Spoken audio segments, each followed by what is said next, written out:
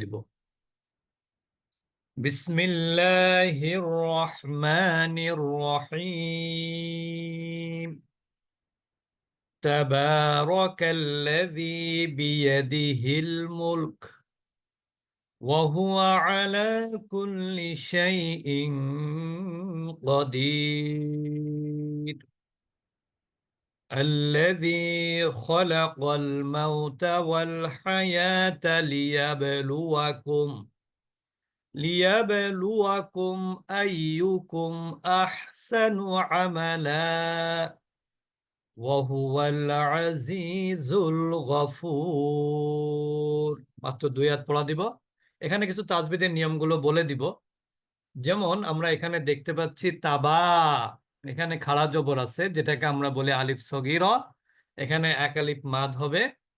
এরপর তাবারাকাল্লাযী, এখানে যদি কেউ তাবারক বলে থেমে যায় তাহলে এখানে বলবে আল্লাজি, আর যদি মিলিয়ে পড়ে তাবারাকাল্লাযী বলবে। আর আল্লাজির মধ্যে এখানে কিন্তু ইয়ামাদ আছে। ইয়ামাদ হচ্ছে ইয়া সাকিন, তার পূর্বের অক্ষরে জের, এটা হচ্ছে ইয়ামাদ।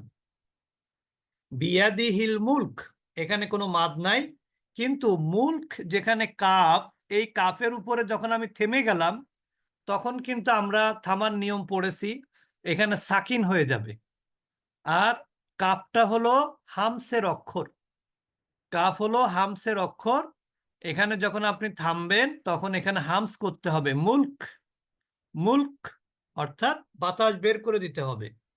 ওয়াহুয়া আলা, এখানে খাড়া জবর। এখানে দেখেন ইয়ার উপরে কোনো হরকত নাই। এটার নিয়ম হচ্ছে কি, নো সাইন নো সাউন্ড। যে অক্ষরের উপরে কোনো সাইন নাই সে অক্ষরে কোনো সাউন্ড নাই, তার মানে কি উচ্চারণ নাই।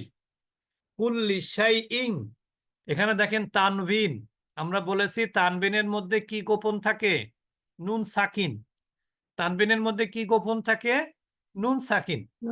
নুন সাকিনের আমরা নিয়ম পড়েছি 4টি, তার মধ্যে একটি নিয়ম হলো ইকফা। ইকফার অক্ষর হলো 15টি। ইজহারের 6টি, হামজাহা আইন হা গইন খ। ইকলাবের 1টি, বা। ইদগমের 6টি, ইয়া ওয়াও মিম নুন লাম র ইয়াউমুন লা র। বাকি 15টি হলো ইকফার অক্ষর। কফ কিন্তু ইকফার অক্ষর, যার জন্য এইখানে আপনার গুন্না হবে, ইকফার গুন্না হবে। শাইইন কদির, এখানে একটা জিনিস বলি, সবাই খেয়াল করবেন। আমি যদি কদিরু পরবর্তী আয়াতের সাথে মিলিয়ে পড়ি তাহলে এখানে নুনে কুতনি আছে। নুনে কুতনি মানে কি, ছোট নুন। আর তখন এখানে শুধুমাত্র ইয়ামাদ হবে। কিন্তু আমি যদি এখানে কদির বলে থেমে যাই তাহলে কিন্তু এখানে রয়ের উপরে সাকিন হবে। আর রয়ের উপরে সাকিন হলে তখন এইটা হবে মাদ্দে আরজি। আমরা মাদ্দে মাদ্দে আরজির নিয়ম বলেছিলাম যে ওয়াও মাদ, ইয়া মাদ, আলিফ মাদ, খাড়া জবর, খাড়া জের, উল্টা পেশ, মোট কথা হলো বেসিক মাদ যেটাকে বলি আমরা মাদ্দে আসলি। মাদ্দে আসলির পরে অক্ষরে যদি থামার কারণে কি হয়, সাকিন হয়, তাহলে সেখানে মাদ্দে আরজি হবে। আর যদি এখানে থেমে যান তাহলে এখানে কি বলবেন, আল্লাজি বলবেন। একটা নিয়ম পড়েছি আমরা যে লামে তাজদিদ সাকিন, তার পূর্বে যদি খালি আলিফ থাকে তাহলে ওইখানে আলিফের উপরে জবর দিতে হয়, তখন সেটা হামজা হয়ে যায়। তাহলে আল্লাজি, এখানে ইয়া মাদ, ইয়া সাকিন ডাইনে জের। ফলাকল মাউতা, মাউতা এটা কিন্তু ওয়াউলিন, এটা কিন্তু ওয়াও মাদ না। ওয়াউলিন কারণ কি, ওয়াও সাকিন, তার পূর্বের অক্ষরে জবর আছে, এটা ওয়াউলিন। ওয়াল হায়াতা, এখানে ওয়াল হায়াতা কিন্তু খাড়া জবর। এখানেও দেখেন ওয়াওটা কিন্তু অনুচ্চারিত অক্ষর। এখানে ওয়াওটা কি, অনুচ্চারিত অক্ষর। তা আমরা একটা নিয়ম পড়েছি, অনুচ্চারিত অক্ষর কিন্তু কি কি, ওয়াও এবং ইয়া। ওয়াও ইয়াটা কি অনুচ্চারিত অক্ষর শব্দের মধ্যে থাকলেও, আলিফটাও অনুচ্চারিত অক্ষর। তাহলে এখানে ওয়াওটা কেন অনুচ্চারিত, কারণ ওয়াও এর উপরে নিচে কোনো হরকত নাই, এই জন্য ইয়াটা মাদ হবে, ওয়াওটা উচ্চারিত হবে না। ওয়াল হায়াতা লিয়াবে, এখানে লিয়াবে, এখানে কলকলা, বায়ের উপরে সাকিন, কলকলার অক্ষর 5টি, তার মধ্যে আছে কফ, ত, বা, জিম, দাল। এখানে বা পেয়েছি আমরা, বায়ের উপরে সাকিন হলে কলকলা হয়। লিয়াবে, লিয়াবে লুয়াকুম, আইয়ুকুম, এখানে মাদ নাই কোনোটাতে, দ্রুত পড়তে হবে মাদ না থাকলে। আহসানু, আহসানু, এখানে আহসানু, হা, এখানে হাটা উচ্চারণ করতে হবে সুন্দর করে। আমালা, থেমে গেলে হবে কি মাদ্দে ইওয়াজ।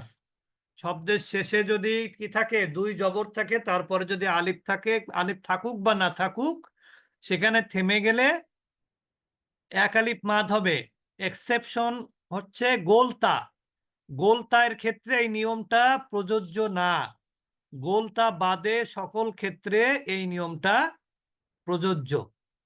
এরপরে অহু আল আজিজু, আজিজ এটা হচ্ছে ইয়ামাদ। আল গফুরু, গফুরু যদি বলি তাহলে ওয়াউমাদ, আর যদি গফুর বলে থেমে যায় তাহলে এটাও মাদ্দে আরজি। তাহলে এটা আমাদের সূরা মুলকের প্রথম পড়া 1 থেকে 2 আয়াত। আমরা যে নিয়মগুলো বললাম এই নিয়মগুলো কিন্তু আপনাদেরকে আমরা পড়ার সময় জিজ্ঞেস করব ইনশাআল্লাহ, আপনাদেরকে বলতে হবে। কেউ যদি না বোঝেন তাহলে অবশ্যই প্রশ্ন করতে পারবেন। এরপরে আমরা যেটা পড়া দিব সেটা হচ্ছে একটি নামাজের সূরা পড়া দিব আপনাদেরকে। ওস্তাদ, ওস্তাদ একটা কোশ্চেন আছে। জি বলেন।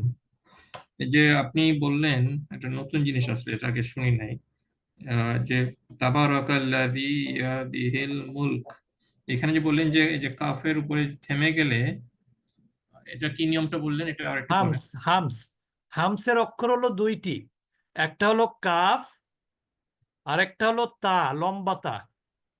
এই কাফ এবং তায়ের উপরে বেসিক্যালি সাকিন হোক অথবা থামার কারণে সাকিন হোক, উভয় ক্ষেত্রেই ওইটা হামস হবে। হামস মানে হচ্ছে বাতাস বের করে দেয়া। যেমন আমি বলবো মুল্ক, এরপরে বাতাসটা বের করে দিলাম, মুল্ক, মুল্ক, আমি কিন্তু মুল্ক বলেছি, তারপরে কিন্তু মুল্ক, এই যে বাতাসটা বের করে দিলাম, এটা হচ্ছে হামস। বুঝেছেন? থ্যাংক ইউ এটা স্যার। কাফ আর তায়ের বদলে, তায়ের সময়। শুধুমাত্র কাফ এবং তায়ের ক্ষেত্রে, আর কোনো ক্ষেত্রে না। আর হামসের অক্ষর আরো আছে কিন্তু ওইগুলো এমনিতে বাতাস বের হয়, এই 2টা বের করে দিতে হয়। বুঝতে পেরেছেন? বুঝতে পারছি। জি। জি। আচ্ছা, তাহলে আর কারো কোনো প্রশ্ন? আচ্ছা, আমি কিন্তু আপনাদেরকে তাজবিদের ছোটখাটো নিয়মগুলো শেখাচ্ছি, আমি কিন্তু বড় নিয়মের দিকে যাচ্ছি না। আমি বড় নিয়ম বলতে যারা কারি সাহেব, ভালো কারি হওয়ার জন্য যেগুলো, সেগুলোর দিকে আমি যাচ্ছি না। আমি শুধুমাত্র নামাজটা শুদ্ধ করার জন্য এবং পড়াটা সুন্দর করার জন্য যতটুকু সুন্দর করা যায় সেই হিসাবে যতটুকু পড়ানো দরকার ততটুকু আমি বলে দিলাম। এখন আমরা চলে যাব সূরা, আমরা প্রথম দিন আজকে সূরা ফাতিহাটা পড়ব। কারণ সূরা ফাতিহা হচ্ছে এমন একটি সূরা যে